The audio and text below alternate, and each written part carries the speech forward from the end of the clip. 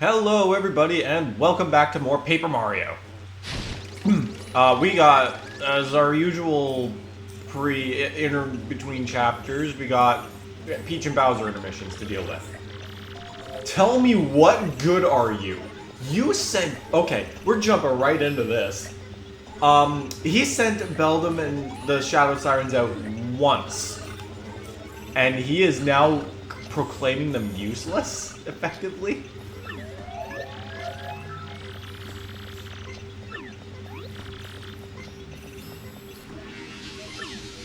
Yeah, like, just, Grodus is just right out there.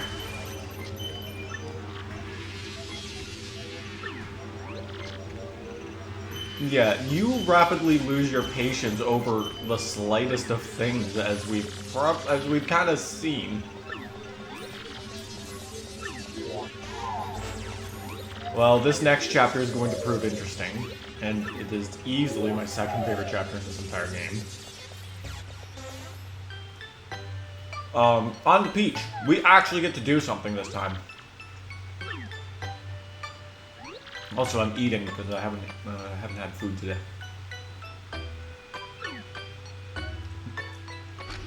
Peach, your plot armor is thick enough that you'll always be safe.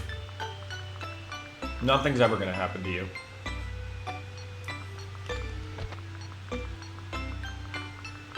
All right. Well, let's go see what our perverted camera wants.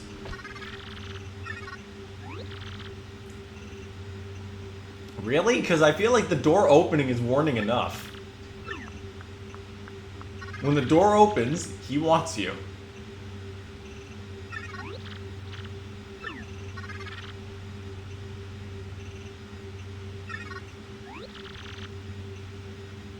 Well, yeah, he's a computer. If my computer can't know anything about...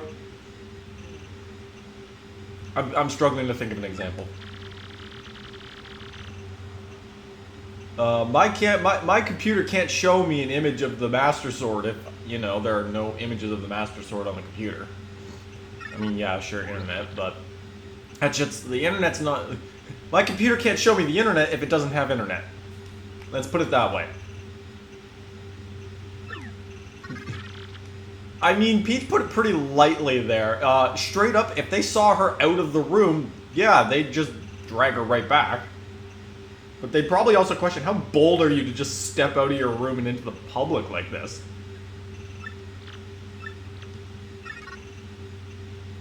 I might not entirely be in recording mode right now. It might be why my dialogue, or my banter right now feels awkward. I woke up, well, I worked till 2 a.m. last night, as I do on every Saturday, and every following Sunday I'm doing some sort of recording, so I tried my best not to sleep in too much, so I ended up sleeping, I'd say, until 11 today, simply because I worked till 2 a.m., I was tired.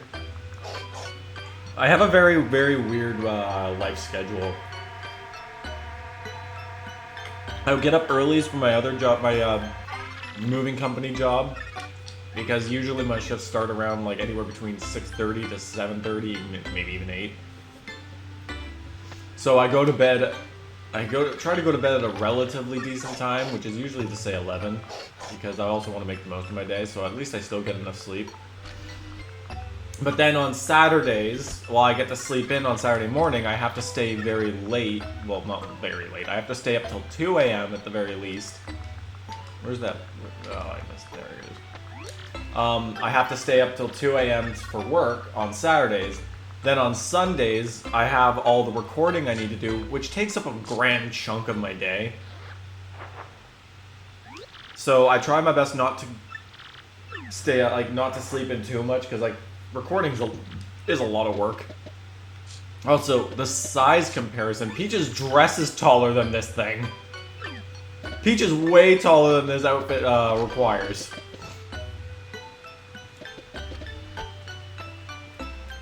And now we get to bum around.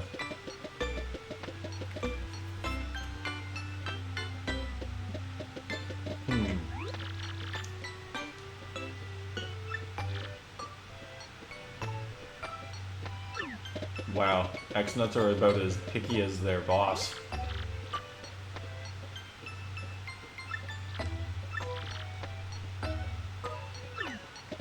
You smell nice, that's just wrong.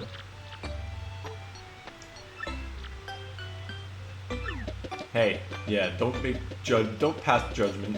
You know, don't make bad judgment assumptions. I'm just wandering around for the hell of it.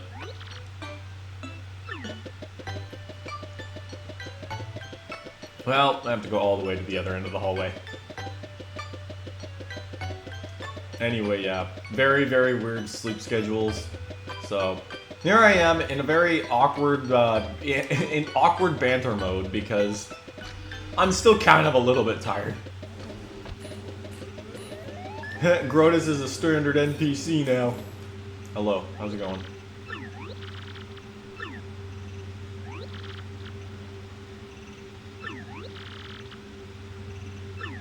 How can you tell? What do the X-Nuts even sound like?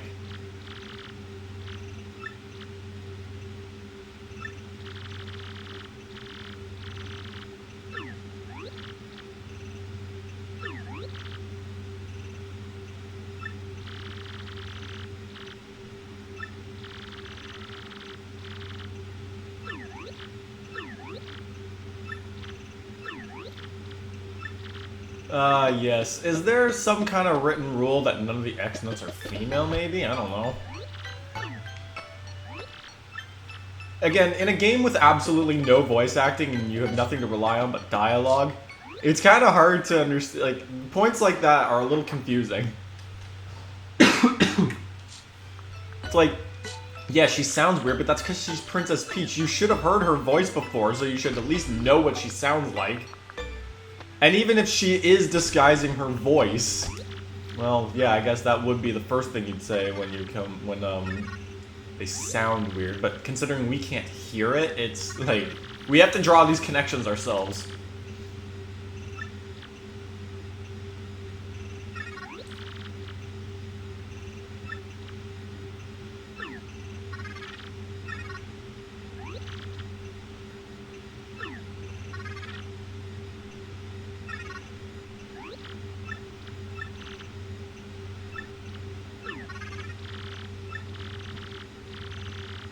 Well, you know what? You're kind of she's helping you. You're kind of on a debt here, computer. Exposed. Yeah, like text questioning on do you like the world as it is? It's like, well, you're programmed to believe that Grodus is bringing good to the world, when the reality is he wants to conquer it for himself. He is not thinking about anybody but himself in this situation, so of course you're going to believe that his motives are pure, because he programmed you. He's not going to bring anything good to the world, realistically speaking.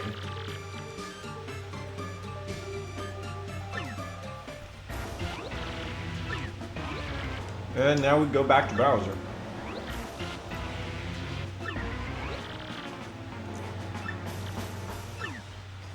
Alright, let's go harass the Poonies.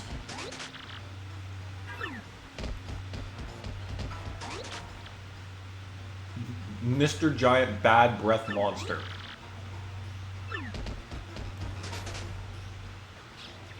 Run away! Oh, hell yeah, I can still breathe fire. Not that it really matters, it's not like I can do anything. Bowser breathing fire anywhere outside of his little missions, it doesn't serve any purpose. This ugly thing knows where the crystal star is. Tell us!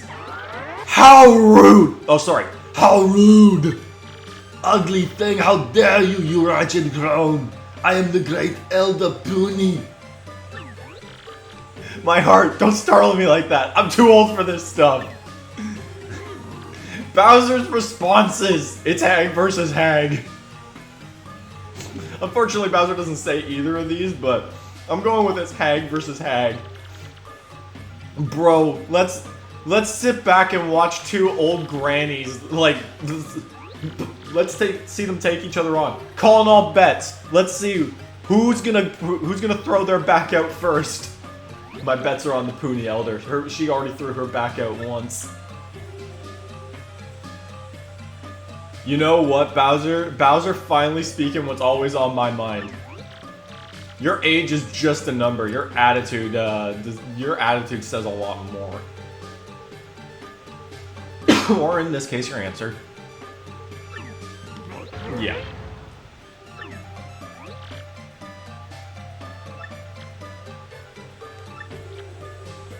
Princess Peach. I don't even think Mario mentioned Peach's name once, or anybody did, really. You're senile. I know what that word's supposed to mean, I just have a hard time pronouncing certain words. Senility? I don't know. That's hilarious.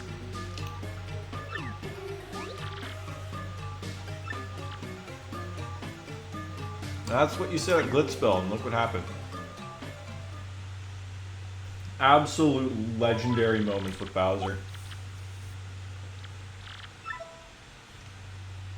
Man. You play this game so much, you tend to just skip over a lot of the dialogue. And, like, sometimes I end up forgetting a lot of the really good parts.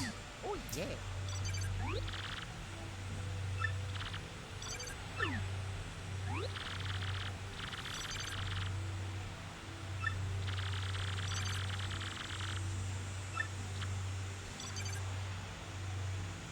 See, this is about the only time where Rock Hawk kind of feels a little more genuine. Every other time, he's really back to his asshole style, but he does kind of, well, his future battles do not change at all.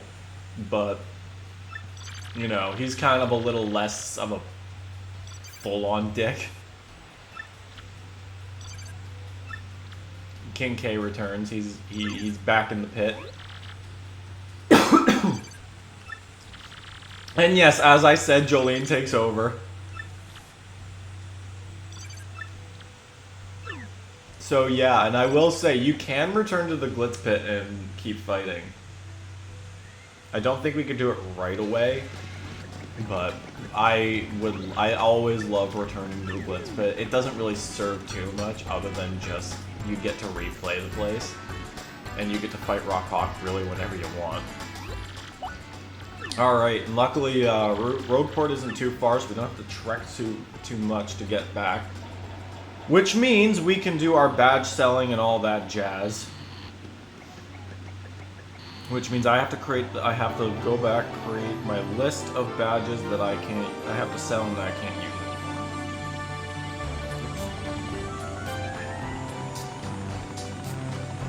Moses is outside my room meowing again because I'm the only one home and our cats are needy as hell.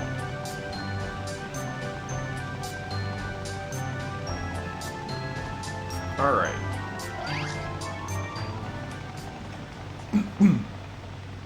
Our cats are very needy. They can't stand...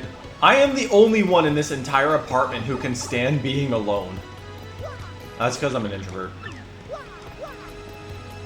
Alright. I'm pretty sure we're gonna get an email like any moment now. There it is.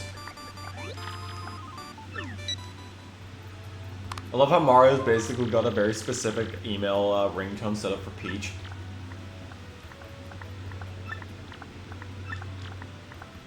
Yeah, we have to get all the crystal stars. No, it does not sound like a friendly plan. I'm pretty sure Grodus is not going to set up an amusement park for everybody.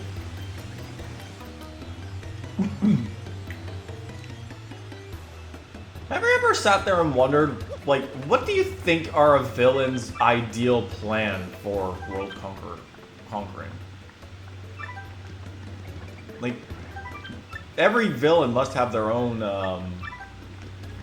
plans, and like, while you probably get some insight on some of them, like, what would Grodus' plan be? Like, he wants a world created by him, for him, and ruled by him, but like, what exactly does that mean? And how do you expect the masses to just bow down to you?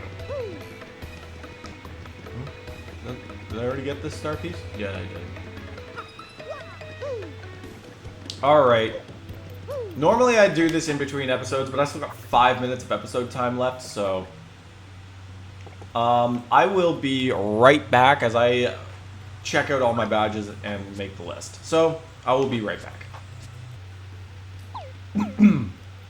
Alright, I'm back.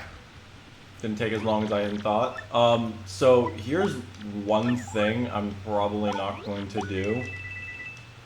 First off, I'm going to have more money than I require. I'm going to reach the maximum number of coins, so I'm going to go and buy some items. I don't know if I'm going to buy many badges. Aside from the fact that I simply can't buy a lot of them. But the Ice Smash we're going to be getting in the next chapter anyway.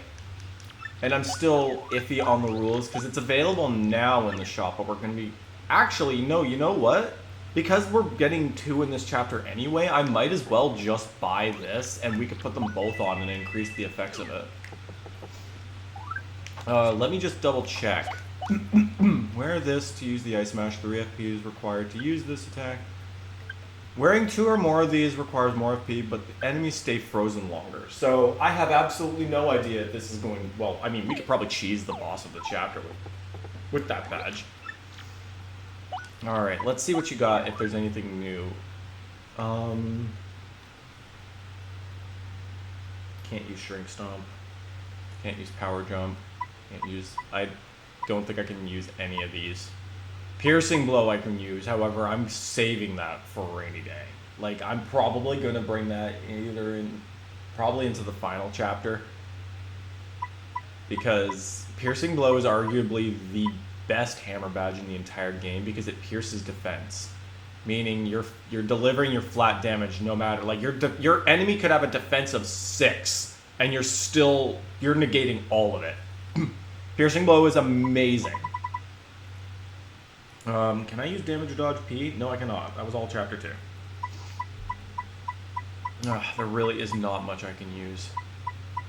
Yeah, I'm just gonna buy the Ice Smash. We're gonna double up. All right, this is an episode where we have to get ready for the next chapter. So I'm gonna go and buy my life stream back, maybe 2 of them, just in case. I don't really need to, but I have the money. I might as well. Yeah, I'll buy 2 of these because why not? I have so much money. What do I currently have in my inventory? 2 Earthquakes. Yeah, that's pretty good. I will be going to the Pit of Under Trials, likely after Chapter 4, and we'll be doing at least 50 floors of that, so that I can get the Strange Sack and increase my inventory by, like, another 10. Now that we have Yoshi, I'm pretty sure we can do a few other things around Blissville as well, or Rogueport. Every time you get a partner, you can basically do something, or a new ability. Ooh, what do you have? Increases hammer power, but lose the ability to jump. You know what? Maybe we'll go full on hammer this chapter. Ooh, maybe. You know what? I'll buy that just for the sake of buying it, and maybe we'll try something new because I don't use those badges very often, if at all. Oh, well, we can't even go over there anyway because we'd have to beat up Gus. So let's just go down to the 1,000-year door and we'll call it an episode.